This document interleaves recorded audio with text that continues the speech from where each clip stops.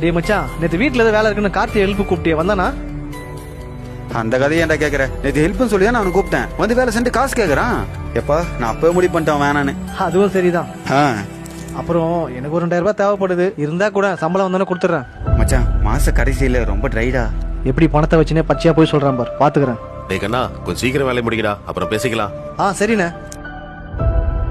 டேய் மச்சான் கார்த்தி, நேத்து யோகா வீட்டுக்கு ஏதோ வேலையா போனியாமே? நீ பணத்துக்காக தான் வந்திருக்கேன்னு உன்னை பத்தி தப்பு தப்பா பேசிட்டு இருக்கான். பாத்து இருந்துக்கண்ணா. சரி நான் வச்சுட்டுமா? டேய் யோகா, அண்ணே உன் பர்சனல் விஷயம் எதுவா இருந்தாலும் அப்பா அம்மா கிட்ட மட்டும் ஷேர் பண்ணு. ஃப்ரெண்ட்ஸ் கிட்ட எல்லாம் ஷேர் பண்ணாத, சரியா? ஏண்ணே? அப்பா அம்மாக்கு அப்புறம் நம்மளுக்கு ரொம்ப க்ளோஸ் ஆனது ஃப்ரெண்டு தானே. நீ சொல்றது சரிதான். அப்பா அம்மாக்கு அப்புறம் நண்பன் தான். ஆனா அந்த நண்பனுக்கு உன்னை ஒரு நாள் பிடிக்காம போயிடுச்சுன்னு வையே, அவனை விட மிகப்பெரிய எதிரி இந்த உலகத்திலே உனக்கு வேற யாரும் கிடையாதுடா. அதனால நம்ம எதிரிங்க நிறைய பேர் நம்ம நண்பன்ற பேர்ல நம்ம கூடயே இருப்பாங்க. நம்ம தான் பார்த்து இருந்துக்கணும்.